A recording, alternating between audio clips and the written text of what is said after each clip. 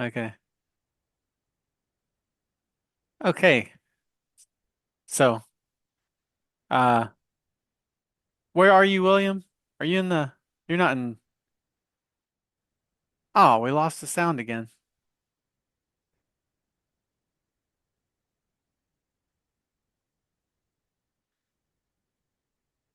Scott, can you hear him?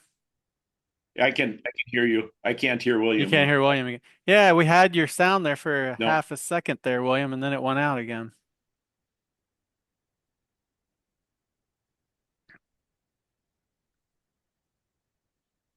nothing. Yeah. I think we got something there. Is that it? Yeah, There we that's it. go. Yeah. Well, it's gone Yep. again. Now we lost you again. It must be a kink in your headset. Must be like a kink in your wire, or something, like a short in that wire. Like when you moved in, it came on. Does that work? Yeah? Yes. Okay, let's just do that. I'll use Yeah, the that, microphone for the computer. okay. Yeah, it's not even that bad, really. The Okay, good. sounds not that bad. Good to see you, William. Likewise, good to see you as well.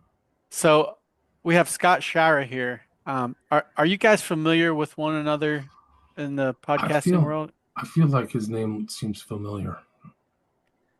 Yeah, Yeah. I wasn't familiar with you until Tanner invited us, so then I looked up what you're doing. Yeah, I'm relatively new to this game. My daughter was murdered in a hospital in October of Oh, 21. And so then I started digging in, researching, and we have probably the first lawsuit that's going to see a jury trial that comes out of COVID. I'm sorry to hear that. I've heard your story. I've heard you on another podcast. Maybe SGT report. Sure, I've been on with Sean several times. Yeah, me too. So I think I've heard you there. Yeah, I'm sorry to hear that. I Thank knew you. a couple of people who were murdered in the hospitals. So one was Russ Dizdar, who wrote the book The Black Awakening, Okay. and it's kind of very timely, actually, believe it or not. I'll have to dig out his old book. He sent me a signed copy of his book, but a lot of what he predicted is kind of happening now in the common culture. And then another one was Rob Skiba. I don't know if you've heard of the name Rob Skiba. Yeah, Rob's wife connected with me shortly afterward. He is non coincidentally, because of God's providence, he died the same day as Grace. Oh wow, Grace oh, was that's only in the hospital 7 days. Rob was in 40 days. Wow. yeah. No, it's incredible. He wanted to get out too. Skiba's like, get me out of here, and Yep. Yep. he It's didn't. strange. Unfortunately, he was one of many. There's a huge websites out there of like the hospital kill protocols are out there. So Correct. it's dark. The Biden administration's very dark. Well, the Trump administration's darker. Well, that's our good argument. I mean, Yeah. I don't think he's ever walked away from Operation Warp Speed. So Well, he's in sticking fact, with that story. he's doubling down on it, which is, it isn't strange if you can zoom out and see what's going on. But yeah, I voted for him twice. I did not vote in the last election because I'm not participating in evil anymore. But Oh, good for yeah, you. just think about it from just a base level. Would you rather know what you're getting? So, I mean, I would never endorse Harris, of course, but would you rather know what you're getting with Harris or have it hidden with Trump? So then you can't really figure out what's going on until it's too late. Well, that didn't take long at all. This is exactly why I wanted to get you two guys together. Yeah. Well, that's a good question. I mean, who knows? I mean, he's not very obvious in a lot of his actions, so I think he's kind of opaque intentionally. So we'll see what happens what he really does in 10 days. It's a 10-day countdown. Yeah. So um, he has surrounded himself with some very interesting characters, and that's kind of makes things going to be interesting. Interesting. Yeah. As far as the overt versus or what's the terminology that you use? Esoteric and exoteric, That's what I um, use. Yes. But I mean, you could look at macro, micro. Yeah. or right hand and left hand even is where my mind was going. If Well, but in both exoteric and esoteric, there's left hand and right hand. Oh really? Okay, yeah, I Yeah. guess. Yeah, so like, in exoteric, you have Democrat, Republican, that's left hand, right hand. Esoteric, you have the Antichrist system and the false prophet system. So it's always the duality is Satan's nature. Yeah. And these are kind of basic tenets of many magical systems, right, William? Yeah, I would say esoteric, exoteric, the two-faced things. I think the I think it was it macro universe and micro universe, those types of things. But the how much of these guys are magicians. I think Trump is pretty high level. I think he's a high level initiate, and I think it's seen by kind of his decorations. Also, he in his kind of gilded offices or the monolith style buildings that he has, which are kind of a giveaway. He has a tesseract, which is a very high level, high end esoteric occult symbol. And maybe I can bring it up. Let me see if I can find it. But it's you wouldn't know this symbol unless you were initiated. You would have to do a lot of like specified reading to understand the meaning of the tesseract, which is basically a four-dimensional cube. And the concept is like you put your underlings and your enemies inside this cube. You control them without their knowledge, and he knows that. So I don't know how he came across that, whether it was that guy Roy Cohn, who he was friends with, or whatever. But he's definitely networked into some kind of higher knowledge, esoteric knowledge type stuff. There's no question about it. Yeah, I believe I wasn't familiar with that, but I mean just the term mega, they're parading this right in front of us, and I have come to believe that is one of the responsibilities that Satan has to have, and I get that from Genesis 18:17, when God said to Abraham, "Shall I withhold from Abraham what I am about to do?" So God's goal is to empower his people, protect his people. But Satan is the ultimate legalist. And so Satan's goal is to get us to tacitly or sometimes directly contract with him. So voting, for example, when we vote now, we participated, and we're participating in our own demise. So the term mega, have you dug into that, William? Not in great detail.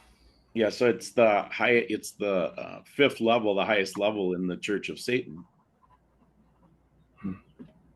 So the role of So this type consent. of thing, this type of thing is just, it's going on all the time. It's right in front of us. If you peel apart Trump's speeches, so when he's on Joe Rogan before the election, he said we got to have a national ID. I mean, and you can see people going along with this because we got to fix the election, we got to control the borders, so that national ID will do that. Well, I mean, they have no intention of controlling the borders, and I have come to believe Trump was in on the stolen election, all to set up his reelection. That would be very profound. I know that he he prefers this song. He was going to use the song "My Way," which is literally a satanic kind of anthem. Sinatra sang it, but it's actually sung inside the Satanic Church. It's kind of about the primacy of the individual self. Interesting. Total I didn't know that egotism. either. Yeah. No, that's real. And I think he was dissuaded from it. Like people were like, "Oh man, this might be too obvious." Tanner, is there a way for you to allow me to share my screen because it seems to be disabled? Oh, let's see. I'll show you what this tesseract. This is kind of like There you go. putting the symbols out. There we go. Putting symbols out into the public that the public doesn't understand. But this is it. If you watch this, this is him. This is very similar. This is Trump in his gilded, offices, the golden boy, whatever, Apollyon. Yeah. And this door, the square within a square, is called the tesseract. And it symbolizes just what I said, this kind of control of things. And only a really high initiate would know this. This is really kind of super esoteric, as I would say. Yeah. But you will see this used often in so many different instances. It's in Eyes Wide Shut. It's in The Shining. It's in Rosemary's Baby. Rosemary is in the Tesseract, so she's being controlled the whole time. But only the insiders would see that. When they watch that movie, they'll be like, "Yes, she's under my control." But the public doesn't see it. They don't know how to Right. interpret it. She literally lays her head down on this symbol. There's a Tesseract pillow in this one sequence.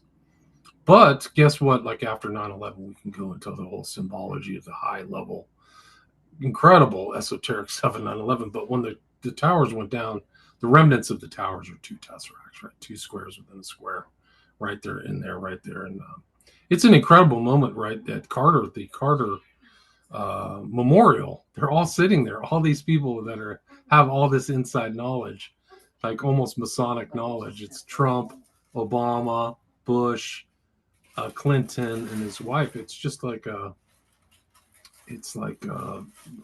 convening of a bunch of like arch villains and stuff like that.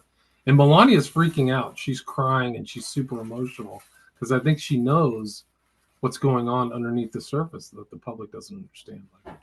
And when they tried to blow off Trump's head in July, it's an interesting speech. I'll see if I can find it because he was talking about 93. He mentions 93 three times, which is an incredible marker to Crowley, which a lot of people would not even notice. He's like talking about 93, 93, and then he gets shot. And I don't know why he's doing that. But when you start to kind of, the wheels in your brain start moving, you realize he knows a lot more than what he's imparting. And it kind of is indicative of kind of like what his lifestyle's about, you know. Don't you think he's implicit in most of that or all Yeah, of it? yeah, yes, I do. I think so now. Regarding this He's sort not a of Christian. He's never really came. He had that one time he came that book when there was the riot in front of the White House. He kind of came out and held a Bible, but he didn't state anything meaningful. So he didn't know the proper references or terms, and he held it up like a prop, frankly. So I Right. think that these are just more and more clues of kind of how he operates. yeah. Is there a theme in Freemasonry? I've heard this maybe from you, or I'm not sure where I learned it, but it's basically the idea where you have to descend to then ascend. You go down to rise. So the first step is to take a humble pose, I guess would be how they might describe it. But in actual ritual practice, maybe there'll be an entryway where you walk down into a building before you then ascend the elevator. That would be evidence of Masonic inspiration in architecture. But then Well, there in these certainly is, events, yeah, those staircases and things like that. The spiral staircase is totally Masonic. so if that's a theme, transferring it, and you hear this humiliation ritual kind of bantied about also. It's the idea that they put you down before they rise you through the ranks.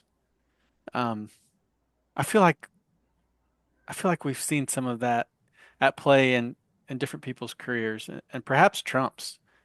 Um, and maybe even like the assassination attempt, where you could view that maybe as a form of humiliation, although it really lionized him, um, in the eyes of most of the public, I'd say. But I think so. I mean, it's almost like biblical, like the Book of Revelation. The wound to the head that survives or whatever. But there's weird things going on. Like he's talking about the Union of North America, which is Right. putting the 10 kingdoms together from Revelation. So it's remarkable how much like what is going on is biblical. So um yeah, but I do think that downward, I mean, you definitely are initiated, and almost all of these kind of initiated functions or initiatory groups of different times, the Masons and others have some kind of death and rebirth like ritual. I view the failed election. I agree that was part of the plan for him to lose that election. That kind of fits the mold of this humiliation or a ceremonial thing where he loses and then he comes back stronger and to fulfill Yeah, whatever purpose we'll see. we'll see. I mean, There's a lot of purposes to fulfill. Like I'm in California, and it's just incredible. The fires don't seem to be stopping. The whole cities are gone. Like Pacific Palisades is gone. Altadena's gone, which I never would have thought of. That whole city would just burn to a crisp. So, I and saw it's still Malibu. Yeah, the Malibu beach homes were all gone. Where are you in that area? LAX. I'm right by LAX. So So, I'm downwind from all the smoke. okay. But I've drove around. Like I've lived here 20 years, so I know the area pretty well. And you would never think that Pacific Palisades would burn to a crisp. And those are $5 million houses a pop, some uninsured. We'll see. I mean, I don't know whether they'll honor their insurance policies. So it's going to be interesting. It's just the beginning. I mean, I think it's going to create a massive change in the political structure of California and the country, really, because people will see, wow, we could be next from this kind of level of corruption and incompetence. It's really almost like Chinatown, the movie that takes place in Los Angeles. It's like that kind of level of corruption. And it's interesting because Chinatown was out about water rights, too, if you remember the kind of theme of that film and corruption and stuff. So we'll see what happens. Wow. Yeah. No, it's bad. Go watch Chinatown again.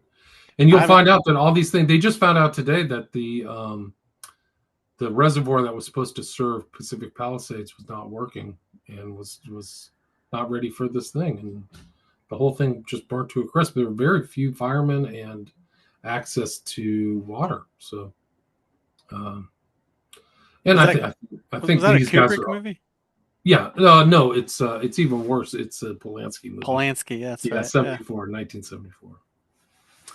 With some interesting deaths in there, stage drowning deaths, like they drowned a guy in regular water and then he's found in salt water, and corruption in the medical examiner, and just corruption at the political level. Like it's really something else. It's kind of like almost Nicholson's journey, or Mr. Giddis, or whatever his name is. It's really his journey from kind of his naivete. This is a pretty grizzled guy, a PI. His naivete all the way into ending with pedophilia and murder, like family murder and stuff like that. It's dark. Chinatown's very, very dark. Wow. Yeah, I have not seen it.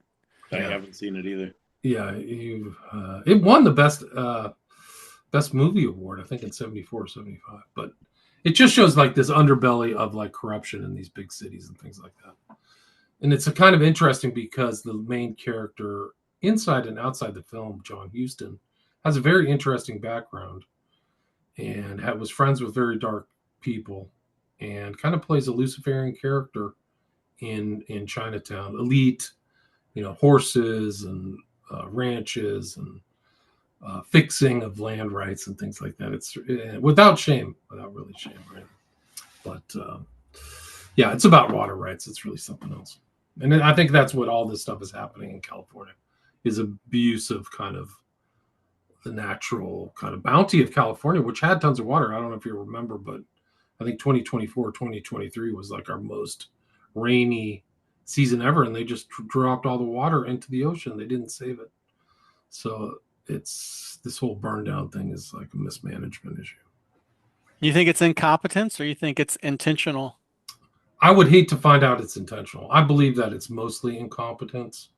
For them to intentionally, like, I don't know, maybe this is done, and I think there are arsonists going around right now trying to burn things down for anarchy purposes, or they're communists trying to overthrow the current state of things. But it would be incredible to think that these guys would do this to people. I mean, it would be the most ruthless, cold-blooded act to burn down these people's property all the way to a crisp, and their belongings and everything like that. So I guess we'll find out. I think it's incompetence. I don't think anybody in Pacific Palisades would ever imagine that the entirety of the center of that city would go to a crisp. Like, it's literally like incredible. Like, you would never drive. I've driven through there thousands of times, and I would never have thought that a fire would come through and strike everything down to the foundation. Yeah. It's truly unbelievable. I mean that it's you can't help but think of Maui and the strangeness of Yeah. that episode, but I don't know. I'm always making the leap to the grand unifying theory that I carry around with me, which is basically my Bible. And then the trick is figuring out how it applies. And one thing that I feel like I can pretty confidently, my belief is not misplaced in that there is a prince of this world, and he is a real personality and a real force of evil, and he has an agenda. And so when I'm looking sort of for a grand architect and something that ties all this stuff together, that's just immediately I kind of assess whether how this plays backwards into some kind of satanic agenda. And it's never hard to see the strings, kind of. I'm not um, that imaginative, but I can always, that always seems to be the thing that makes the most sense to me. What about you, Scott?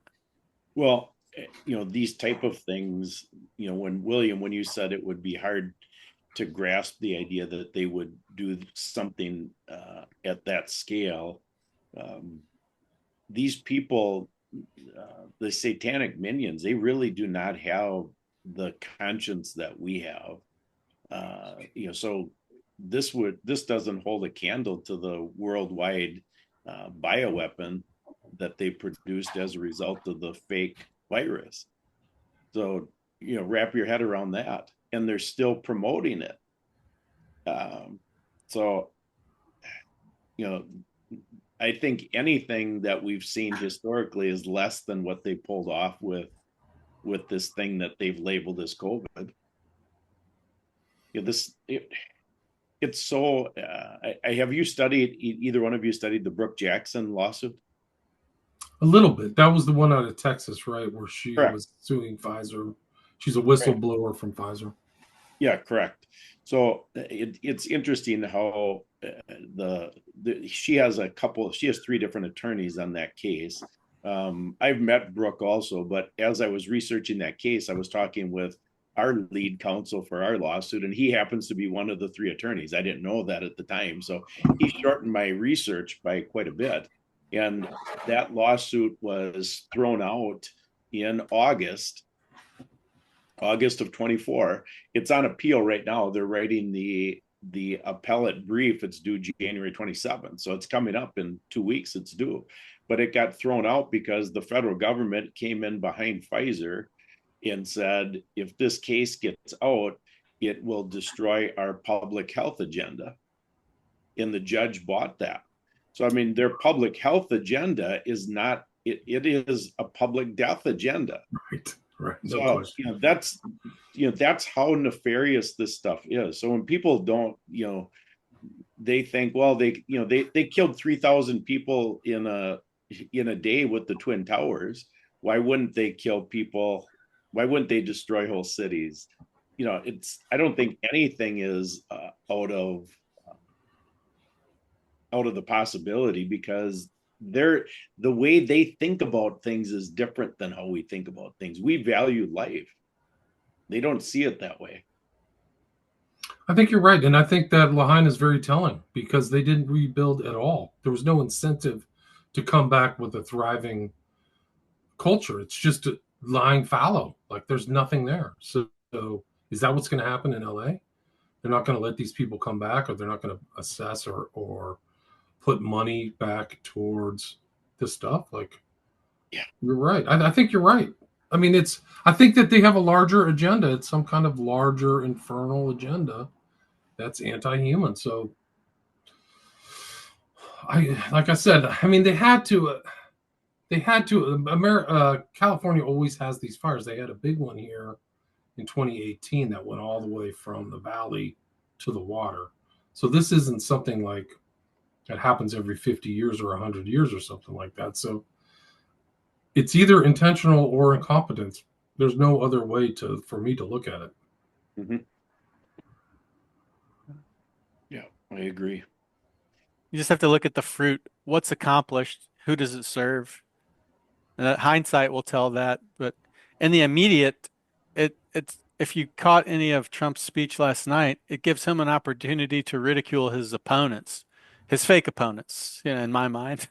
It serves to further divide, and it gives him an assertion to make.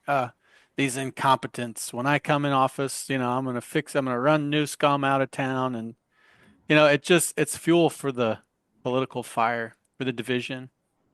But then I'm sure they'll be able to put it to good financial use or whatever their plans are.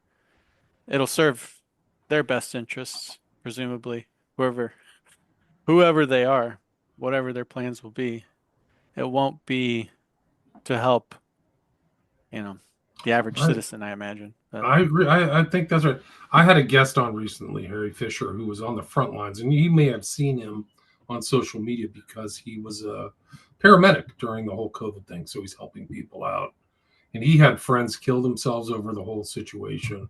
It's like he has PTSD or something like COVID, trauma induced psychological torment or something. Anyway, but he's been tinkering around with kind of AI, asking him questions about all this stuff. And some of the answers that this kind of AI all has different character. You can pre-program a woke AI, a thoughtful AI, or whatever, but his is an uncensored AI. And some of the stuff he came back was really incredible. He said that these people at the top are Saturn worshipers that thrive off the suffering of human beings and try to profit off them like vampires. And it's really incredible. And like these fires are things of opportunity where they can profit off of it. And that's the way. And if you look at Biden and Hunter Biden and the way they operate out of Ukraine, which is really just a charnel house, just like another genocidal. And there are connections between all these people, the genocides in Ukraine, Gaza, and the United States, the democide. They're all friends of each other, but they are profiting off of these murders through graft and kickbacks. And there's usually, what's really sad about a lot of genocides, a lot of people leave this out of it, but there's a lot of financial components.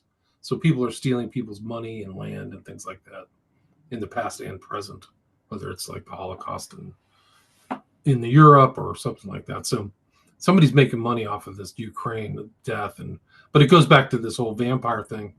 And then Putin said something very unpolitical that wasn't a very kind of like austere statement. He said, and I'll have to find this thing, but he's like, this whole thing is disgusting.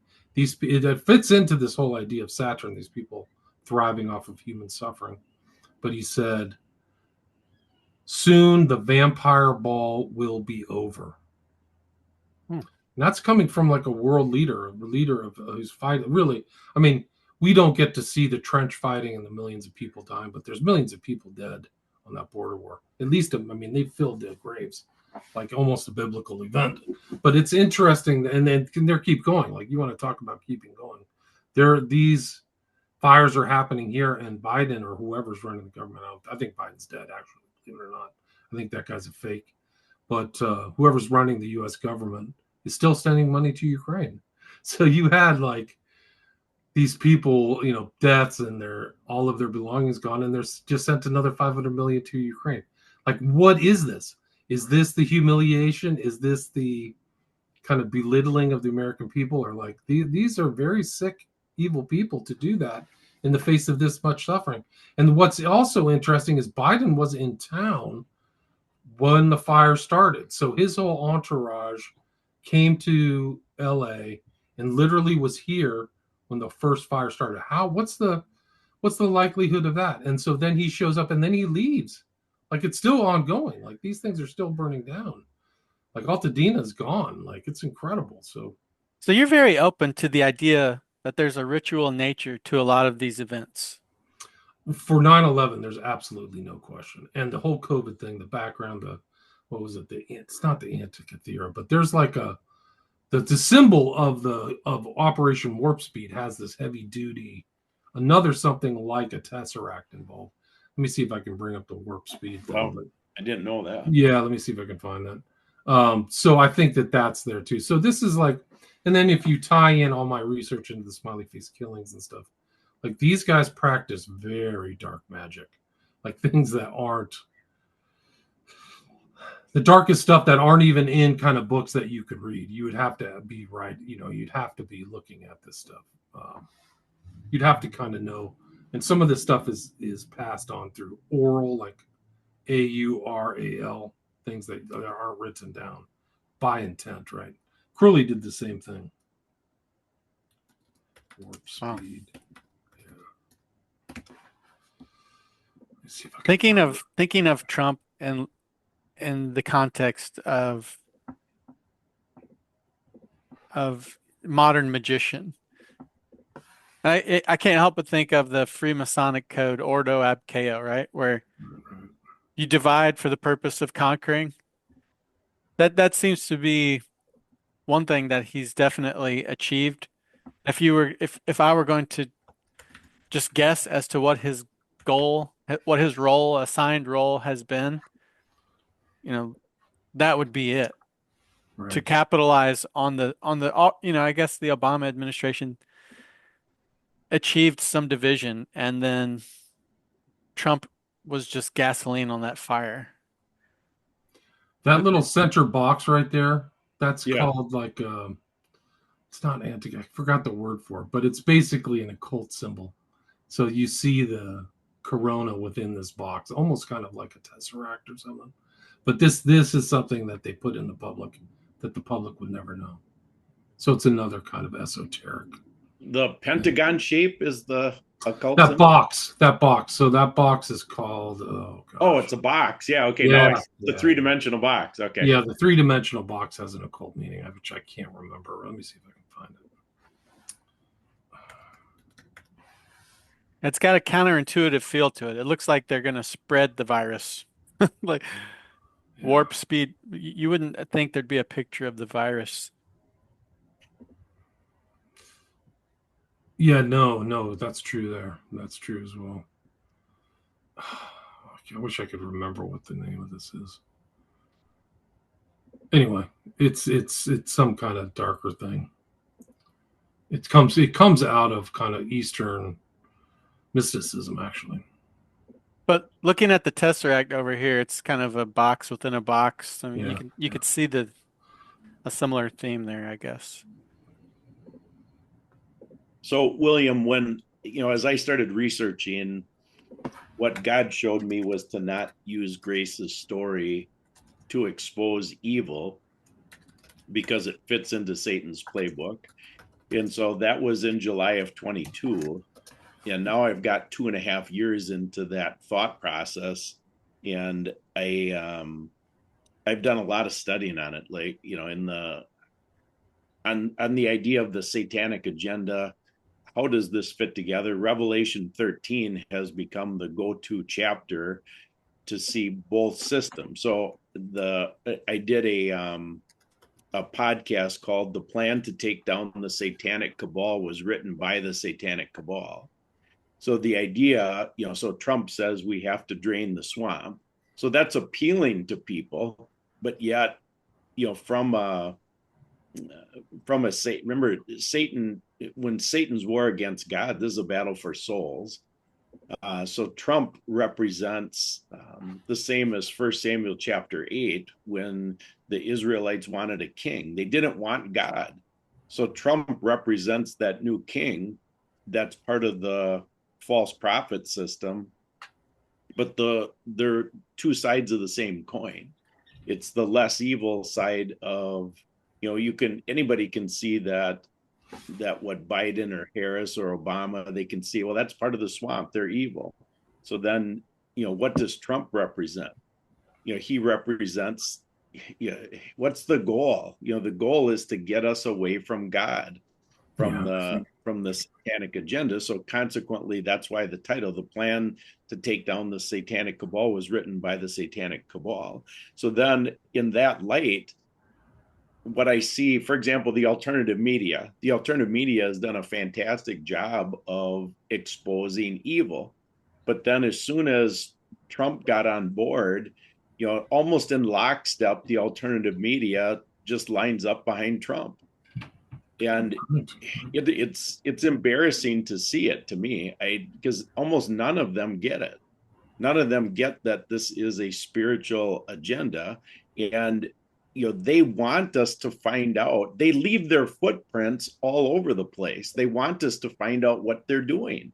The evil wants us to find out what we're doing. So then Satan can be the angel of light, because he already knows our nature. The Hegelian dialectic exposes our nature, right? Problem, reaction, solution. Well, the reaction is always fear. So as soon as all this evil gets exposed, it's like, oh my God, that's even worse than I thought. We've got to have a solution. And the angel of light is right there with the solution. And, how they dupe the Christians, I'll just go on this for just a minute, and then William, you have a lot more invested in this than I do, but as I see, the Christians all got duped because roughly in around 1850, you have Darby entered the picture, and then you have the Schofield Reference Bible. And so all the deceptions in the Schofield Reference Bible, relative to Israel, the rapture, the Antichrist, the mark of the beast, all these things are deceptions that the evangelicals bought into. And so now, and they all went behind Trump. The big time evangelicals were even saying it's a sin to not vote. It's absolutely ridiculous. So, that's how, so I can't see Trump as any way other than the angel of light side of Lucifer. Interesting. Don't you think they've been doing the same thing to Americans since at least Clinton, or even before that, is playing them off? So Clinton, and then the savior's Bush, and then the savior's way before Obama. that. Yeah. Think about, you and I are a similar age. We were brought up thinking Ronald Reagan was the best president that ever lived. And he was in on it. He passed the National Childhood Vaccine Safety Act. That's killed and maimed more people than any single law that's ever been passed, other than Roe versus Wade.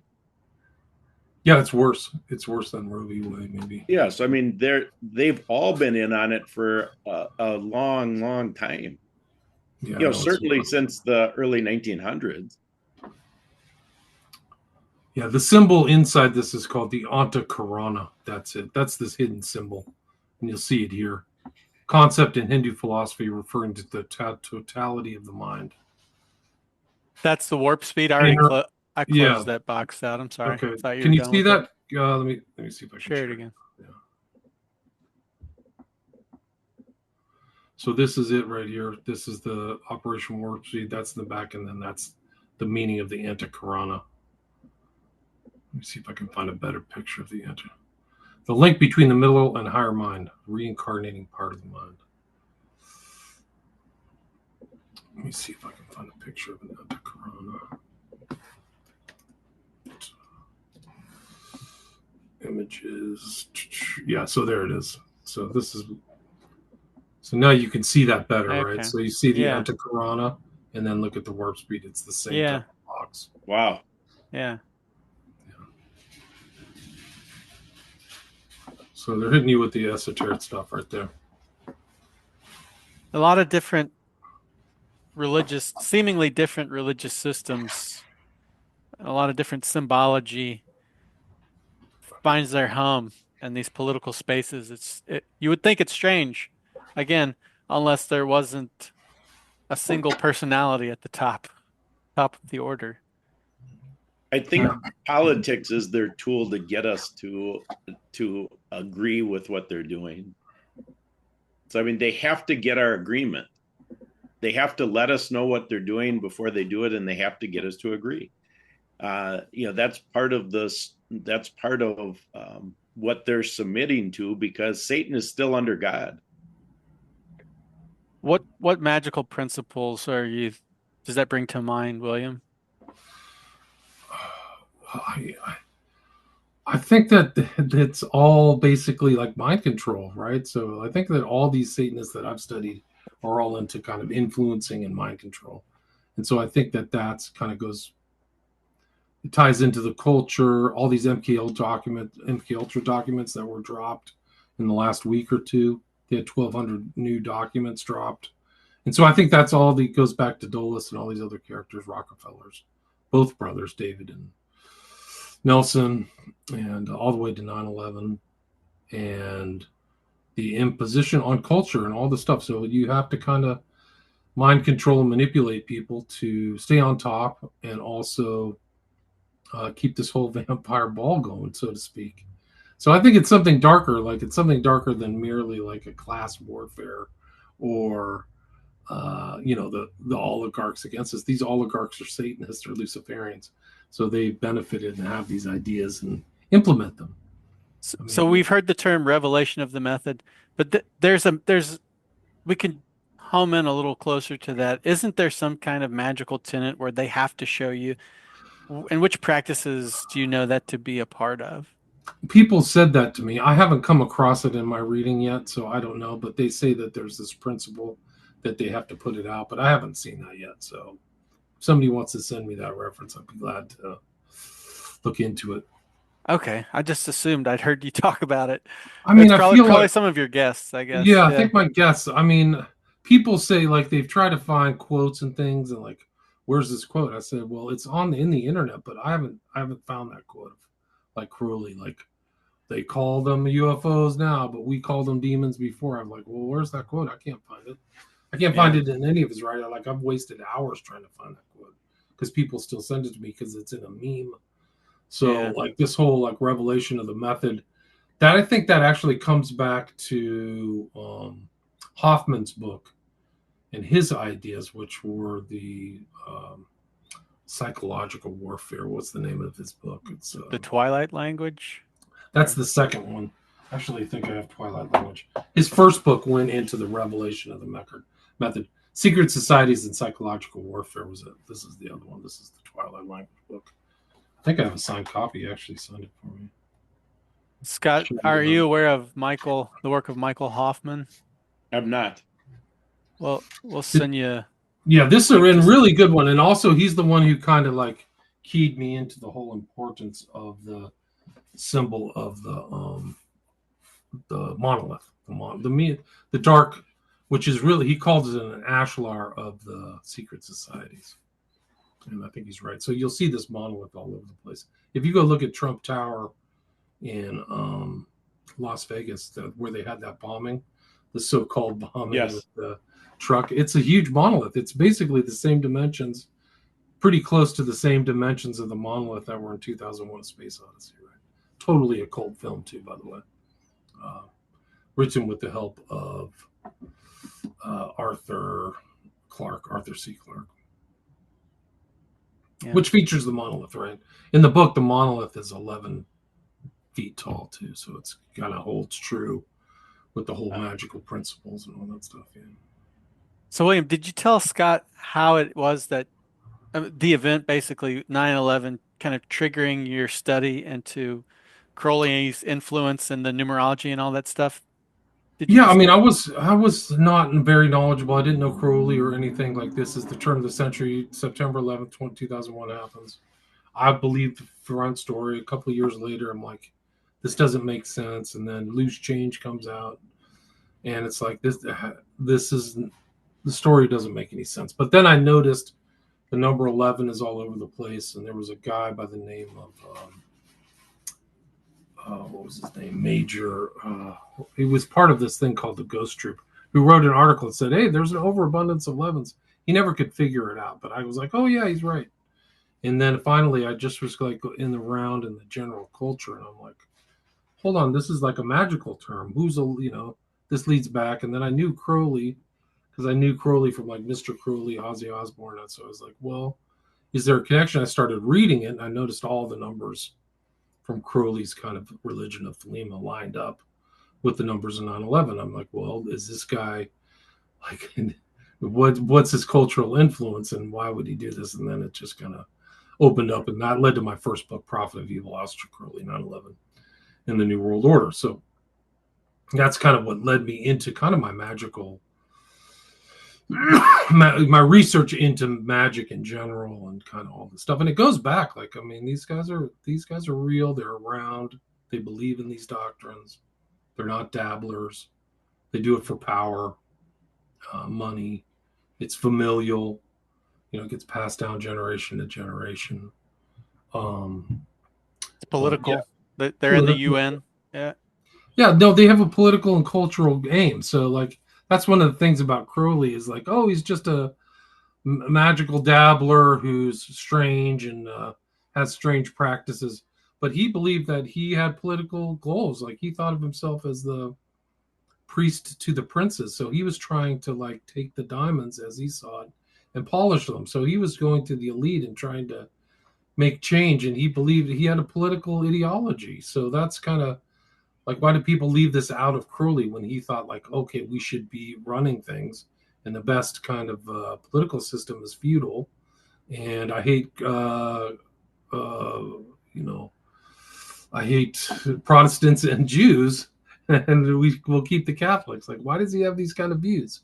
So it's kind of interesting how many things are expurgated or left out in the story of Crowley and magic, and a lot of these people who are leaving these things out are really fellow travelers. And I think that really the Bush family are Thelemites. I think that they know a lot about Crowley, if not related directly to him through Barbara Bush. So um, people have said like that's not plausible, but all the numbers line up, and she looks just like Aleister Crowley. So it would make perfect sense. But yeah, so that was basically my first book. That was published 2010, almost 15 years ago. It's unbelievable. Yeah. Yeah. Wow. Wow. So he arrives at this stuff through statistical analysis and just by recognizing anomalies where they exist. And I think that's really helpful.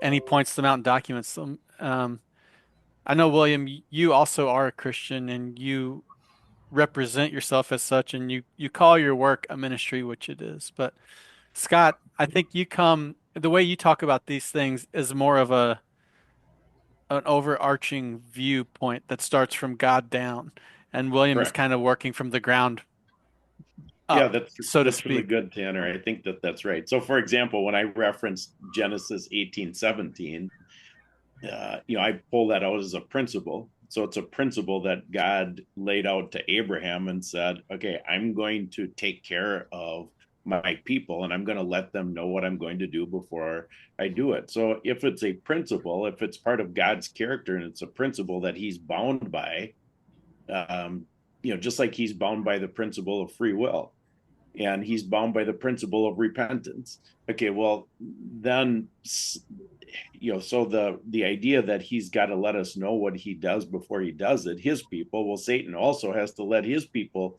know what he's going to do before he does it because Satan's under God. So that's right. I'm not trying to find quotes in literature, but it just seems like when I see it now, I can't stop seeing it. So when I said Trump was on Joe Rogan, and then in the debate with Harris, he's doubling down on Operation Warp Speed, and he lays out that we're going to have a cancer vaccine next, and he's telling everybody what's going on, but people overlook it. They just completely give him a free pass on these things, and yet he's telling us what he believes in if you're willing to look at it. So then when you get behind him then or vote for him or whatever, now you're tacitly agreeing, and you end up participating in your own demise, which I believe that's the overriding goal of Satan, is to get us to participate. If we're heading to a new world order, a one world government, a one world religion. So, the macro view, how I see it, is that, one world government is facilitated by the occult. And the occult's goal is limited, a limited population. We have too many people on the planet. We don't have enough resources on the planet. God is not a good God, so he didn't plan for all of this, and we've got to take over the planning. So that's a one world government. The one world religion is, he's got the apostate church on his side there. So I mean, we have 40,000 denominations. Well, Jesus never intended on denominations. So you have, these denominations that are started by Satan, and the people are just like sheep. And so, to have a one world religion seems like that's, all this seems, I think it's going to happen in our lifetime. I think we're right there. Yeah. I agree. So that's why I'm looking at it from, I don't have that research background that you have, William, where you're taking it from the occult and working up. I'm taking it from the biblical perspective and working down. Isn't that the kind of effectiveness of Trump's willful cult of personality? Is that he can then get his whole people to just follow whatever his agenda is without a lot of question, as long as they have this kind of obeisance to him and his whatever he is, his outsized ego and that kind of thing. Like, I mean, how much of his stuff is really principles or people just following him? And that's the way they kind of structured it in the media. Like, it's not that you're based upon somebody's principles, or whether it's the Bill of Rights or free speech or things like that. It's either you're Trump or you're Biden, right? And so this fake duality, both choices may not be great. So, like, why would I want to take one or the other? Like, I'd much rather have a smaller state and my freedoms and my civil rights than either one of those two. But that's not the way it's portrayed in the media or by these oppositional parties. Like, it's whittled down to some kind of simplistic either or, almost like a WWE fight, right? A World Wrestling fight. Yeah, you're right. Yeah, that's a good analogy. Right, He's acted on that stage as well, too. It's really funny. Right. So, I mean, Yeah. it's like he did the preparation to becoming what he is today, right? Yeah. Did a reality show and was on World Wrestling. So, and I think that he is more than willing to kind of keep his followers in their place, in the sense that he doesn't really try to educate people about his ideas. He's really kind of just tells you what he's going to do, and they're his followers. They're his lackeys, and all these like weird rallies and stuff are kind of scary when you look at kind of past leaders and their use of the kind of cult of personality motif in their political life. And so it's not about we're trying to institute these principles. It's about me or Joe, That's what inspired me to reach out to you, William, because I was listening to you talk to somebody, I've forgotten now, about Hitler and the way that he influenced the German population in a similar way. And you weren't suggesting that Trump had that power, but I saw that in my mind. I see him wielding influence and charisma and sort of like a stage magician, getting you stirred up here. I still haven't really figured out what he's doing with his other hand, other than dividing intentionally. Maybe that's the only goal. But did either of you happen to catch his? It's interesting that you bring up the kind of magician kind of connection, because Hitler studied under a stage magician called Hannesen. King Charles III had this thing called the magic circle, where he literally learned how to deflect and hide things. And I think Trump is doing the same thing. So I think that these modern kind of politicians, maybe even going back into the past, whether it's even the Pharaoh who had his two magicians who contested with Moses, right? Yanis and Jambres. Right. This magical thing, people have forgotten that this is a component of modern wielding power, right? And if you look, so many of these guys in the past, whether it's John D., Queen Elizabeth, Rasputin, and Nicholas II, King Louis XIV, and like his witch. He had a literal witch who went out and poisoned people and killed his enemies and stuff. Like, these guys all are going back to like Gilles de Rais, who was really the Marshal of France. He was total occultist. This is the 16th century. And his lackey was, what was it? What was her name? Jane of Troy, or what was the girl's name who was the girl military boss in France? Joan of Arc? Joan of Arc, yeah. So Joan of Arc's kind of liege or boss was a full-on warlock who killed 500 boys. Like, it's unbelievable. So people who think like this stuff that happened in 9/11 is improbable may not have as and Hitler too. Hitler's obviously an occultist. All these people in National Socialism, Wavelsberg, and the Black Sun. They just may not know the kind of nuanced details of world political systems and how they really work. Yeah. Fascinating and horrifying. Yeah. Well, And they all have these wise men, right? So all these political leaders are looking for people to give them advice, whether there's astrologers or whatever, prophets. You can go back to some of these old prophets in the Old Testament, right? So Yeah, the Witch of Endor. Yeah. yeah, the Witch of Endor, but also like Nebuchadnezzar had his own like court prophets, and then Daniel's the one to properly, I think, interpret a dream, if I remember. And the same thing with Joseph in Egypt, right? So he's one of among the kind of states, or the state at that time, I guess you want to call it the pharaonic system, one of their wise men, right? So it's a consistent theme going back into the Old Testament, and right. kind of we lost it in this. And the same thing happened in Rome. We can go into Roman history, Greek history, and the what is it, the Oracle of Thebes, and all the stuff. It's all there. You know, so. Yeah, it's right. So look at the first supposed assassination attempt. All right, so just assume it's real for argument's sake. So people don't realize. So you mentioned in Moses and Aaron in Exodus chapter 7 and 8. Well, the magicians were able to copy everything that Moses and Aaron did up to a point. Jesus said there's going to be signs and wonders that will deceive even the elect, if that were possible. Satan can call down fire from heaven. So all these things are going to happen. God told us it's going to happen. So when the assassination attempt happens, again, assuming it's real, all of a sudden the Christians are duped. Well, look at God saved him. Well, no, if it truly was a miracle, if it was a real assassination attempt and it was a miracle, Satan can perform miracles also. And we really have to drive that point home if we're going to warn. I'm running out of gas warning Christians. They seem to be the dumbest group of the population to me. I was going to ask you about the great delusion from Second Thessalonians. Do you think that that's upon us, or is this a test run up for the great delusion? This many people deceived. Because it says God saying essentially, because you haven't loved truth and you've sought to have your will fulfilled, I'm going to allow you to be deluded. And this right. is in I'm the going to send context of 8. Yeah.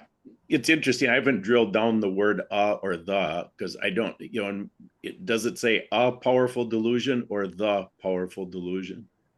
I've heard different people talk about it. There's so many powerful delusions going on right now. The biggest one, at least in the United States, is Christian Zionism. That is a powerful delusion. The matrix of the world is a powerful delusion. So people don't realize that, Satan is the prince of this world. That's a powerful delusion. The world is a powerful delusion, right? The world, we want to participate. God tells us we're in the world, but we're not supposed to be of the world. So is the world the powerful delusion? Is the Schofield Bible a powerful delusion? Christian Zionism? There's all kinds of things. These are all delusions. Interestingly, what I've been looking at lately is, Satan's ability to imitate. So Satan wants to imitate God. So the idea, have you guys studied the idea of an antichrist yet? A little bit. I mean, so I don't believe a physical antichrist is biblical. That's where my study has gone. I think it was created as part of the Schofield Bible deception. Okay, so now if you can just believe me on that point for a minute, I don't want you to trust me. You should do your own homework. But assuming that I'm correct, that there is no physical antichrist and it's part of the Schofield Bible deception. So now when the antichrist appears on the scene, what's going on? we would know that, okay, Satan can create this Antichrist, but it has nothing to do with how God describes Antichrist in the Bible. The way God describes Antichrist in the Bible is a system. It's an Antichrist system, not a person. So it's interesting to me, when you start thinking about what power does Satan have. I reread a book that I read a long time ago by Watchman Nee, Nee. Watchman Nee was a Chinese Christian back in the 1930s, in that range, and he wrote a book called The Latent Power of the Soul. Latent, Latent, The Latent Power of the Soul. It's a short book. And what he referenced and this really is where all of Satan's power comes from, is that when God made Adam before the fall, think about what Adam was tasked with doing. He was tasked with managing all of creation, naming all the animals, naming everything. That's not, none of us are capable of that, right? The power that he had. And so then that power was lost once the fall happened, but it's latent. That's why the latent power of the soul. So this is inside of people, and Satan has to use people to bring that out into creation and control creation with that same power that God had given to Adam to control creation. So it's suppressed by our sin, by God's Correct. mandate, and in contracting with Lucifer, he can bring it out. Correct. God allows that to resurface in some of us, and that explains the different I believe successes. that's, yeah, I mean, it seems accurate to me. I mean, I'm not trying to be a philosopher or a prophet or anything like that, Yeah. but I'd like the simple. Well, That's it jives with a lot of things I've heard about different people who have talked about being perfectly possessed and gaining essentially supernatural strength or intelligence or talents, things like that. There's a guy named Nathan Reynolds who I heard interviewed by English journalist podcaster Dellingpole, James Dellingpole. He did a yeah. really good interview with him recently. Both of you would probably be interested to listen I to think him. I heard him on SGT report. I think it is. Oh, has he done that? Okay. I think Yeah. so. Talk about a story. Yeah, he's from the Reynolds tobacco family and sort of a whistleblower, essentially outed them as being Luciferian bloodline, ritualistic child abusers. Yeah, Yeah, it's an wickedness in interesting the high story. places. I think he's been around SGT report a few times. But But yeah, he talks about that supernatural power that he gained as a result of contracting with the devil. I think it's real. I think there really are Luciferians. It goes all the way back to the present. I think Hitler was one, and all these other people, Lucis Trust, Blavatsky, Bailey, they're all Luciferians, and they do it for power, right? So, like, Christ gets tempted, right, by Lucifer, the great three temptations among others, right? That's what it says in the Bible. So it's not just three; it's three that are written. But think about the people who get tempted and go, "Yes, that is what I want. I want worldly power. I want, a kingdom. I want to do this." And take on this kind of, I mean, you could call it a Luciferian archetype, right? Much like Christianity is, or there's a Christ archetype, a Jesus of Nazareth archetype, right? In a lot of ways, that's really the optimal Christian, is somebody to really try to be Jesus, right? That's the whole real goal, at least one of it. Yeah. Is to emulate the Lamb of God, right? So then on the opposite side, then it's maybe these Luciferians are all trying to do that. Like even a modern Diddy said something like that, like I'm the devil, I do his work or whatever. So these people are doing the opposite side of that. So I think and they're capable of doing horrible stuff, just like Scott said, this whole COVID thing and allowing whole cities to burn down to fulfill their stuff. And I mean, they believe it.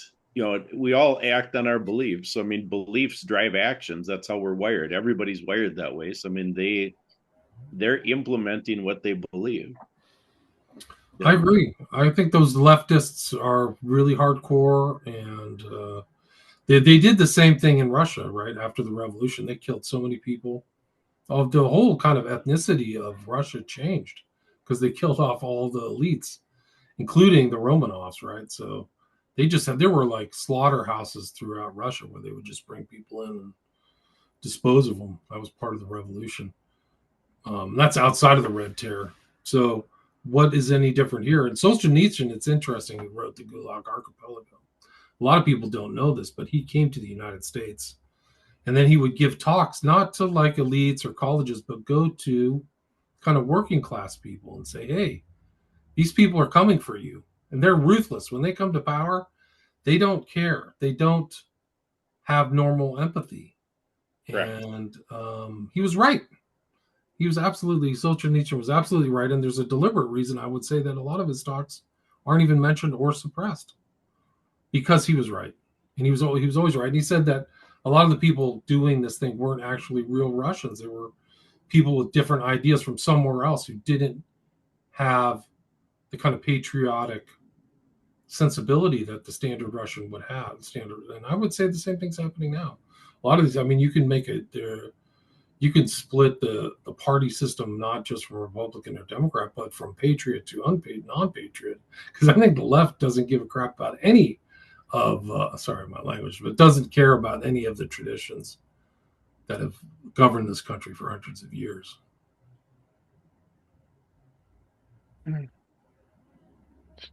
Yeah, for me, I understand the evils of 20th century leftists, right? And I guess I can see how that's infiltrated what we would consider even the right today. But it's still the most logical way for me to grasp it is just in the sense that there's this whatever division exists in the political landscape, it's just to achieve division and not to achieve a long-term goal other than seizing control. The one world government, I guess, right? When we think of the one world government, the new world order, I guess that does fit categorically into an historical leftist idea, right? Would you say is that just bringing the Well, language forward? Like we were talking about the left again there. Um, so the New World Order, Satan's, you know, Satan's. Scott, do you believe in a future one world under Lucifer?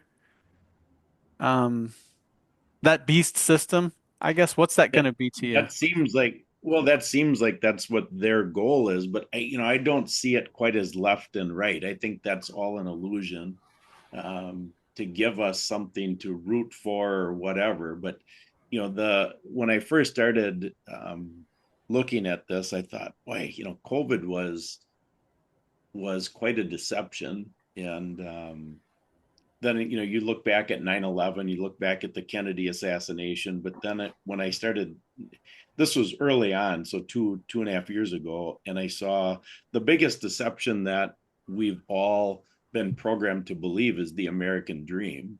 So the right is involved with the American dream. I mean, that's a deception. Yeah. Yeah, so I don't see it as left and right. I think it's all an illusion to get us to um, not realize what's going on. I mean, we've become slaves. The American dream is a slave system. Yeah. Yeah, I have no problem embracing it as such. Yeah. I'm living it. It changed in a Uh, generation. So my dad was able to buy a yeah, my dad was able to buy a house, pay it off, no mortgage, on his job, 4 years, buy a car, good health care, all that stuff. It's all gone in a generation. So yeah. And they have us eating out of their hands, for for TikTok crumbs, videos or whatever. yeah, Yeah. Yeah. that's good. Well, I take mean, a they've look got it at down. what we sold our birthright essentially to get uh, our retirement paid for through social security and our medical to be paid for through Medicare. So then that's how they have entrapped. That's how they've enslaved us. And most people now have become dependent on the government. I grew up I'm a baby boomer. So we grew up, you work hard, you set money aside for your retirement, you can retire early and, not rely on the government. But that is not the norm. These things were set up. Think about Medicare was passed on July 30th of 1965. Nursing homes were non-existent in 1965. Nursing homes came on the scene in 67. So think through the programming with this. So the idea of Medicare, hey, we've got to take care of the elderly. Well, when did that become a government obligation? And so now Medicare, there's 135 million Americans on Medicare today. So over 1/3 of the population is on Medicare. So now you look at, well, how does Medicare take care of those people? Well, they take care of those people by Center for Medicare and Medicaid Services implement standards of care written by insurance companies because they can't do it directly. They have to do it through the insurance companies. The government can't write these directly. And the standards of care, so take cancer. So cancer, 700,000 people die of cancer annually. I'm not even talking about how they got the cancer. They got the cancer by either vaccinations or food poisoning, but just the treatment of cancer, the standard of care for cancer is chemo. Chemo has a 2.1% success rate across the board, all cancers. So that was by design. That was passed July 30th, 1965 to be able to kill 700,000 people today, every single year. So that's why I say the American dream, all a facade. Yeah, that's our dance with the devil. Yeah, it was a bad deal. Yeah, it was. So when you say, you were back, Tanner, you said, well, in 2 Thessalonians chapter 10 through 12, God sends a powerful delusion. That's why, what is the powerful delusion? Is it the world? Is it Satan's world? These type of things. These are all delusions to get us to buy into, somebody else is going to take care of us other than God. Yeah. Keeping us fixated on this kingdom, not of Jesus, Jesus said, I'm a king, but my kingdom's not here. Right. And then he went off to his death. And then he beat death, so there are a lot of things that keep us from placing our ultimate hope in the next life. Right. Well, I mean, was it put your coins in heaven, right? That's the whole idea. How many of us Christians really do that? Honestly? Yeah, but imagine how freed we'd be to love our neighbor and to not, if we weren't concerned with storing up treasure and whatever it is that preoccupies us. That's why, we only ask for today's bread. We can't become, obsessive about tomorrow's bread because then we're not free to give to our neighbor in need, I guess. The whole system, coming out of college and, being naive and thinking I was going to get my piece of the pie, I guess I felt a little bit slighted to have less success than I imagined I would. But in hindsight, I see it kind of as a gift that just always having this sort of sense of alienation and not ever really finding a home in this pursuit of mammon. Jesus himself said, "Blessed are the poor." For that reason, essentially, that's the context. When you can't become preoccupied with wealth, then you need them. Or you know what I mean? I guess that's kind of my nutshell of what he's done for me and not allowing me to. My identity isn't formed. It's not built upon how well I'm able to provide monetarily for myself, which is very contrary to the cultural language of my generation. For sure. Mine too. Yeah. Did you guys catch Trump's speech yesterday? He did a little dinner at Mar-a-Lago, and I caught it on YouTube last night. He had all the governors. I guess it was like a governor's dinner. What did he say? It's almost as interesting what he doesn't say, and I don't even know what all he's not saying, but just the language patterns I find so interesting. How he answers questions and repeats himself, and he diverts and he regurgitate statistics, kind of, oh, we won by a lot. We won by more than anybody saw coming. It was huge. Basically, he boasted the whole time. But the thing that I found most interesting was when he said, in regards to 10 days from now, this round, this administration, he said, we're entering, he said these words, he said, we're calling it the golden age. We're going to be entering into Yeah. the golden age. And then he said, there's a light shining on the world now. Since my election, there's a light shining on the world. And he said, people see it. People are seeing it. There's a light shining on the world. So that language just kind of caused me to raise an eyebrow. He's attributing his administration with this light. And I guess the premise is that he's allowing us to share in it and attributing it to the people who voted for him, maybe. But essentially, he's calling himself the light bearer, and he's ushering us into the golden age. We'll see what that's going to be about. Yeah, really. God, who knows? Yeah, I mean That's like a Masonic thing, right? The light, come to the light bringer. That's all Masonic language. Yeah, I get that vibe from him for sure. But you're more steeped in all that than I am. Um,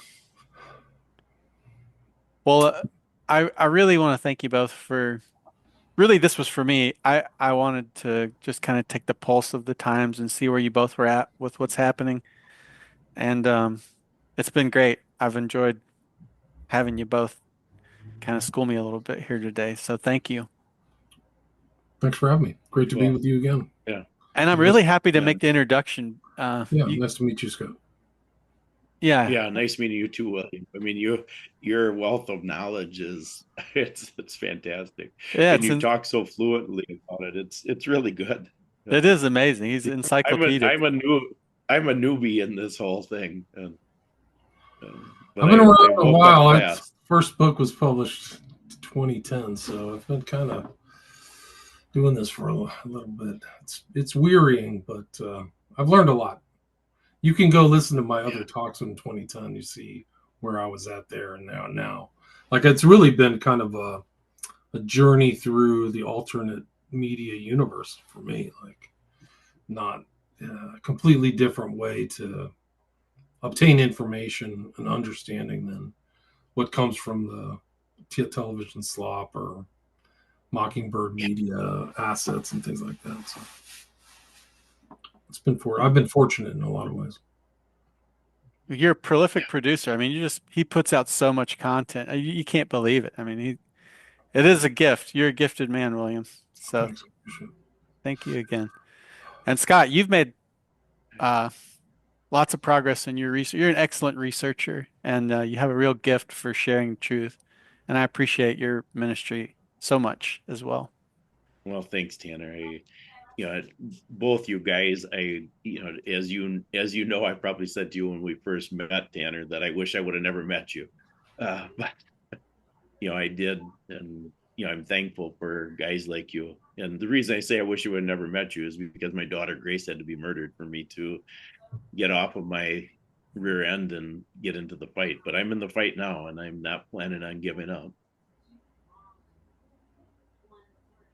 Well, we're glad to have you as a voice for truth, for sure. And I know God's proud of you and Grace is proud of you. And so I'll put links to both of your stuff in the show notes, but I'll just say out loud. So Scott, the best way to stay up to date on your case is where? So the best way, if you go to our website, ouramazinggrace.net, in the upper right-hand corner, there's a link to sign up for the Substack. And okay. So the Substack, we have, that is the regular source of keeping up to speed with my writings, but we're always posting the legal updates through Substack. So as you know, I started releasing deposition transcripts. And so I'm doing that all through Substack. So that's how people can follow. Okay. Thanks, Scott. William?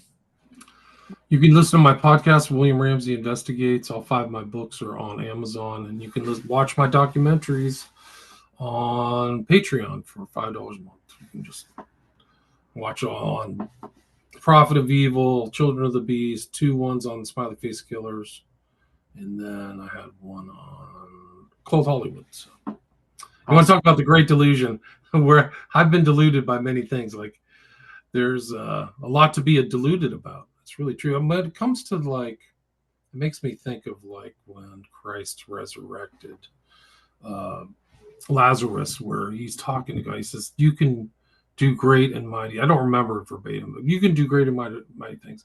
And I thank you for showing this to me. So we're blessed to have, at least some of these people do not know they're deluded. So at least just the fact that we're able to say we might be being deluded on certain things. And I think we're deluded on everything: financial, political, cultural. Like it's everything. All deluded. Yeah, I think you're right. Yeah. So that's kind of what comes to me. But thanks for the invite, Tanner. It's great to be with both of you. Thank you. William, have you studied any of Bill Cooper's work? I'm guessing you have. Voluminously, yeah, of course. I've listened to all of his stuff on, it was Mystery Babylon. I used to listen to those. I've listened to those like 3 or 4 times. Like it really at the beginning of kind of like when I was looking into alternate research, like after 9/11. But yeah, I have his book, Pale Horse, Behold the Pale Horse. Yeah, I do too. Yeah, he was. It's funny how how much of his stuff was covered up. Yeah. Interesting, because it just shows you this stuff has been out there. People have been sharing the truth for that he was trying. He was one of the guys who he and Dave McGowan, rest their souls, both of them got 9/11 right at the beginning, and Pre kind of sensed it, and then both died. Like I think they got Bill like within a month or two of 9/11, and then McGowan died in 2015 of cancer, but he was a smoker. So I met him, and I saw him smoking pretty intensely. So if he died of lung cancer, it's not.